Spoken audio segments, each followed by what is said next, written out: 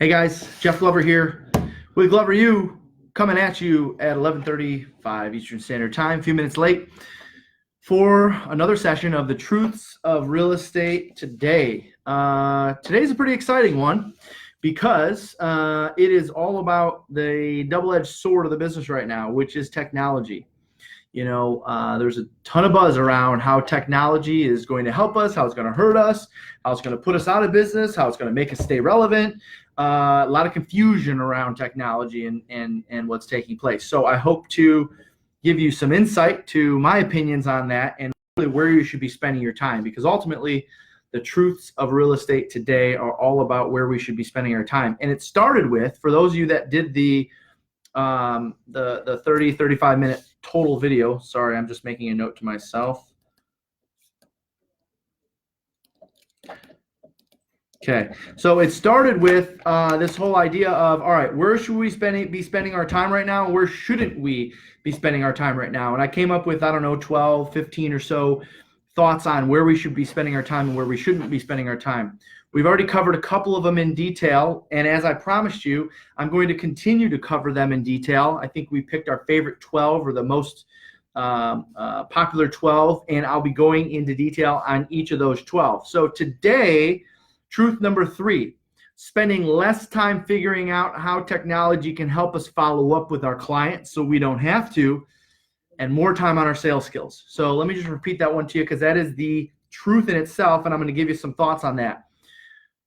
Today, 2019, we should spend less time figuring out how technology can help us follow up with our clients so we don't have to, and more time on our sales skills. And essentially where that started was this whole idea that technology is going to replace us. No, it's not. Technology is going to help us.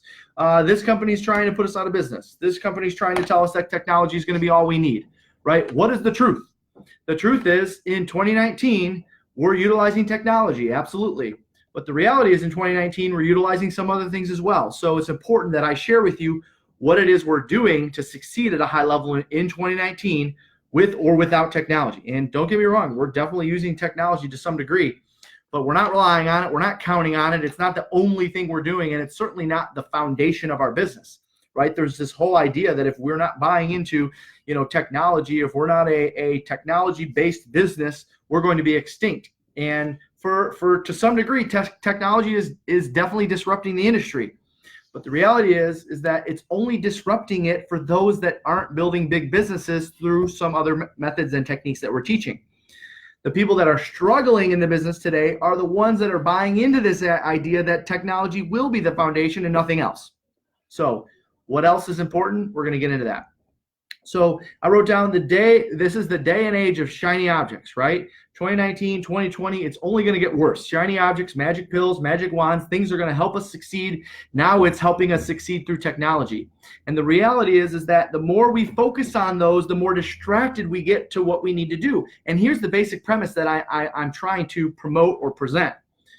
The more time we spend with our head buried in technology means the less time we spend with buyers and sellers out on the streets. The more time we spend buried in technology, buried in our CRM, the less time we spend out there on the street with buyers and sellers.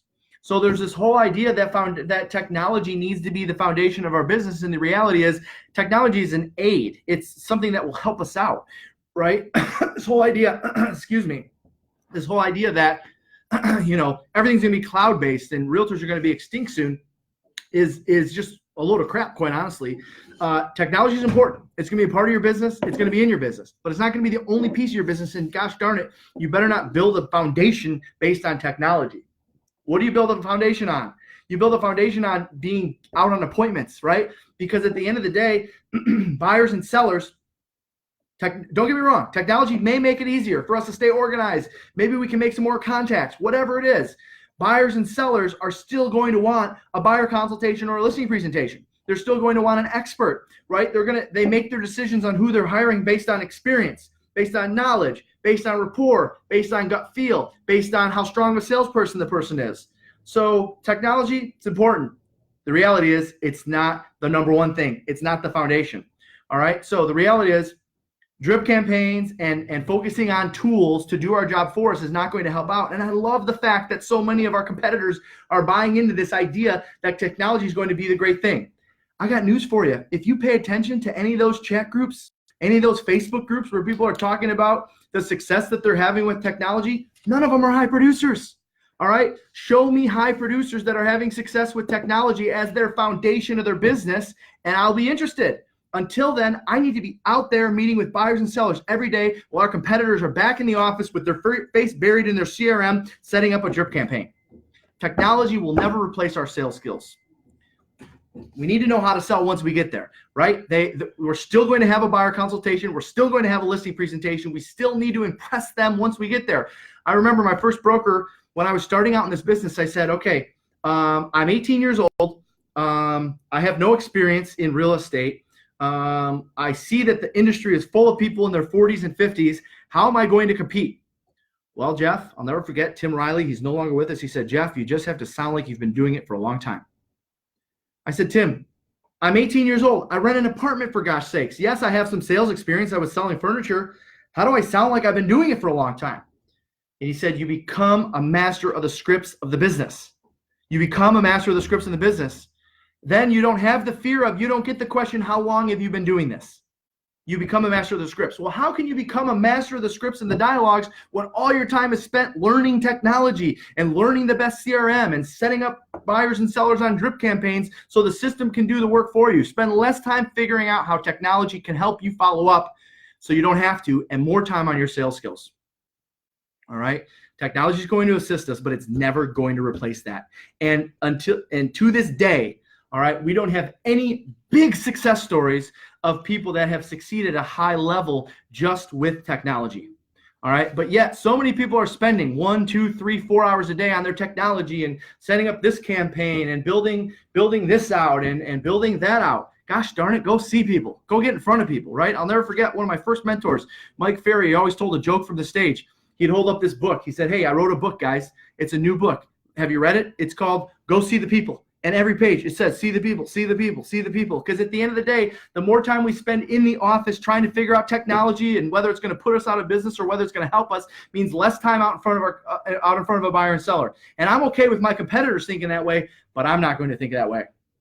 So then how do we master our sales skills? All right, it's 2019. Everyone's thinking, gosh, when can we finally give up on this whole idea of practice and role play?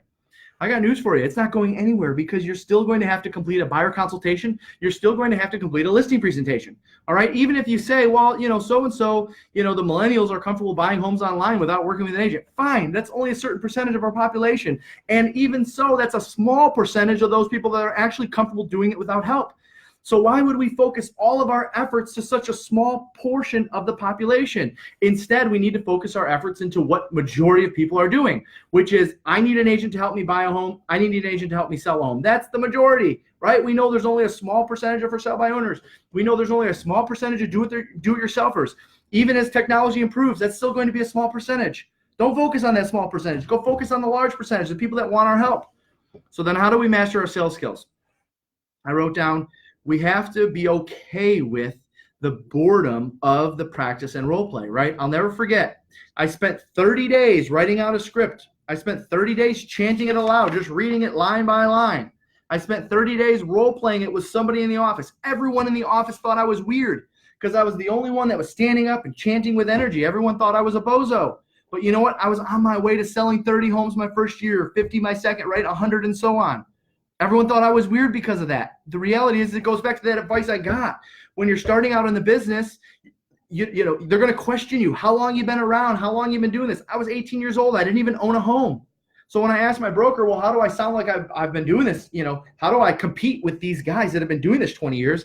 His advice to me was, Jeff, you just have to sound like you've been doing it for a long time. Well, how do I sound like I've been doing it for a long time if I've never been doing it, right? I'm 18 years old. They're going to know that. He said, you have to know the scripts inside and out better than them. You have to get to a point where it doesn't matter what they ask you, you're going to have an answer to it. And so I was insanely committed to learning every single script and handling every single objection. So that way, when I went on an appointment, they didn't ask me how old I was. That was a fear. I didn't want them to ask the question. They didn't ask me how long I've been doing this. This was a fear. I had that fear in my head. The only way to overcome it is to know what to say at every single moment, at every single objection, at every single question. Well, how do I get to that point, Jeff? You spend hours and hours through years and years of writing them out and chanting them and role playing. I had a role play partner every single day, Monday, Tuesday, Wednesday, Thursday, Friday, every single day, a different part of the country, every single day, a different personality style, every single day, a different age, male, female, different nationalities, different dialects. Why is that? Because I wanted to improve my versatility and I wanted to communicate with everybody that I came in contact with. So I needed to go out and find role play partners. Well, where do I find role play partners? Nobody is willing to get weird with me in the office. Well, again, remember, you'll be called weird. I was considered the weird one, right? Most top producers are a little weird, but it's okay. You're gonna master your sales skills while they're sitting around wondering why you're taking listings and they're not. So how do you find role play partners? Well, you might find one or two weird ones also in the office, but you might have to go to events, right?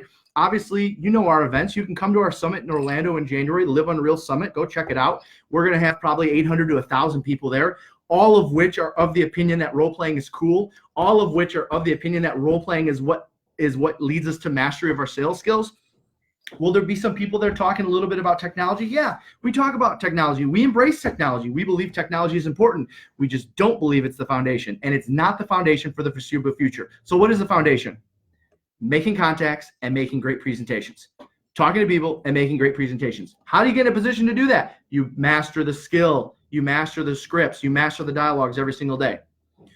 Okay, right now, I will tell you, we're doing a listing mastery class, which I know some of you are probably in. Well, in that listing mastery class, I will share a script and then give an assignment. And every single day, it's a one-page script.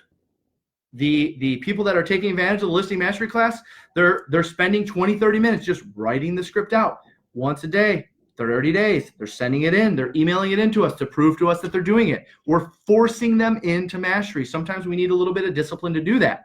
All right, that's taking place in our listing mastery class right now. You guys, for those of you that don't know me, I mean, I role played every single day. I was on a role play call on my way to the office, 7:15. You guys know, for those that have heard the story, I had to be in the office by 7:30. Otherwise, I'm writing a check to somebody in the office for $100. So I was on the phones role playing 7:15 every single morning. Today, I don't do it at 7:15, but we do it at 10 a.m. with our team from time to time, or they're role playing with other people, or I'm doing it at a different time. I don't care what time you do it, as long as you're doing it once a day. It only takes 15, 20 minutes, so why not take advantage of it? I wrote down skills beat talent when talent doesn't work. You've heard that before. I don't know who quoted it, but skills beat talent when talent doesn't work. Right? There's a lot of talented people in this business today that can know that they can turn it on just like that. They can flip a switch and turn it on. Well, the reality is they're going to lose to someone who has the work ethic and that's willing to role play every day. They're going to lose to someone who's willing to do the hard work day in, day out, no matter how great their skills are. All right, so the truth number 3, spend less time figuring out how technology can help you follow up with your clients so you don't have to, and more time on your sales skills. And stop paying attention and listening to people that aren't succeeding at a high level.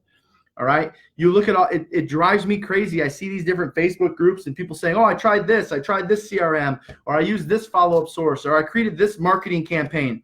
All right. Show me a producer at a high level through technology, through Facebook social media campaigns, and then we can talk. Until then, go see the people, know what you're saying when you get out there, and make it a great day. See you guys.